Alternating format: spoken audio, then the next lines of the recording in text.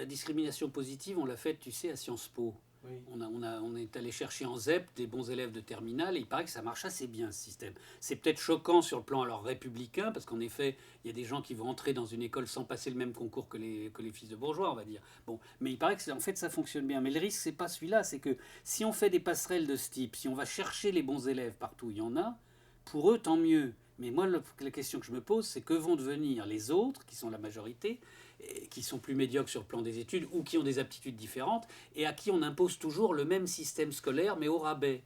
C'est pour ça que moi je suis absolument pour le rétablissement de filières les plus diversifiées possibles et contrairement à la tendance générale d'aujourd'hui, assez tôt. Parce que voilà, aujourd'hui, quand on parle de rétablir quand même des filières professionnelles ou des CAP même d'un type nouveau, ainsi de suite, tout le monde hurle, surtout pas à 14 ans, pas avant 16 ans, etc. Et je pense que c'est parce qu'on confond deux choses. On a peur que si on spécialise trop tôt les gens, il n'est plus d'éducation ou de culture de base suffisante. Mais c'est un problème, ça, de culture générale. Si le système actuel est capable de définir ce que j'appelle la nouvelle culture générale du XXIe siècle, ce qu'on n'a pas encore défini clairement, moi j'ai des idées très précises là-dessus, c'est-à-dire le savoir commun qui fait que les individus d'une même époque et d'une même société peuvent vivre ensemble. C'est-à-dire qu'un boulanger, c'est ce qu'il a en commun avec un informaticien, avec à la limite pourquoi pas un flic, un prof, un chercheur scientifique, un agriculteur, etc.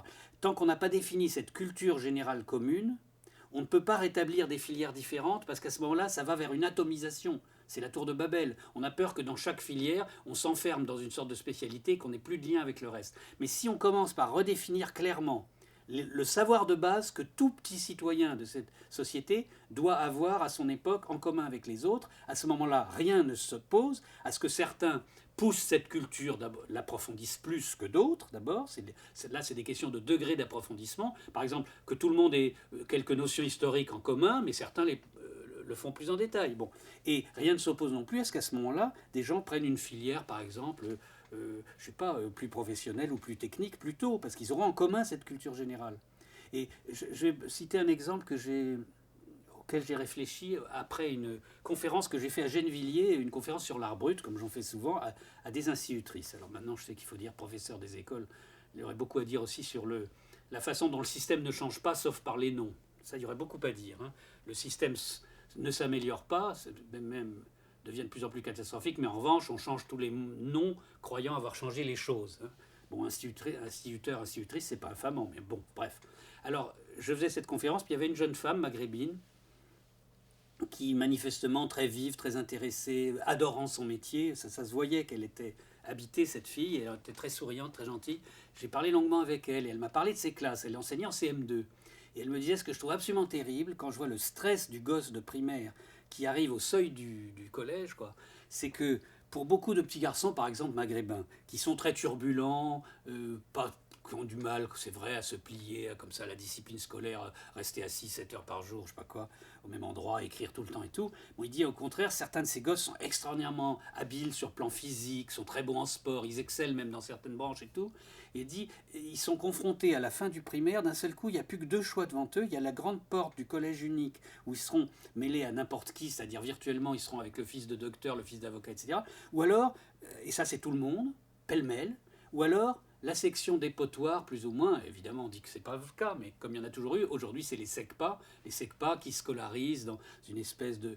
C'est un État dans l'État dans les collèges, parce que c'est une organisation autonome à l'intérieur du collège, etc. Et là on va trouver soit des cas sociaux, soit des enfants qui ont vraiment des handicaps ou des choses comme ça. Et donc, au fond, les gueules cassées de la vie, on va les mettre dans une espèce de section à part, et tous les autres ensemble.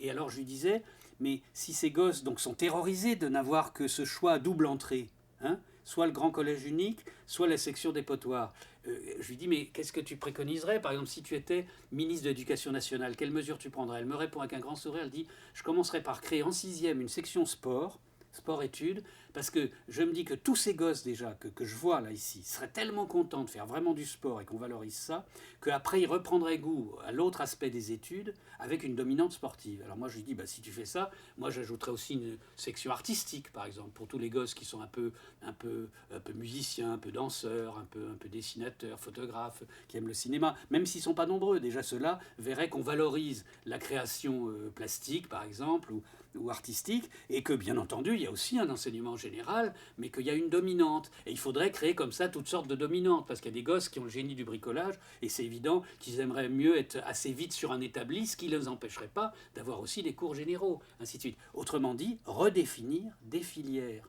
Alors maintenant, évidemment, se pose un autre problème, c'est comment les gens accèdent aux filières s'il y en a. Est-ce qu'on le leur impose ou est-ce qu'ils le choisissent? Ça, c'est le vrai problème.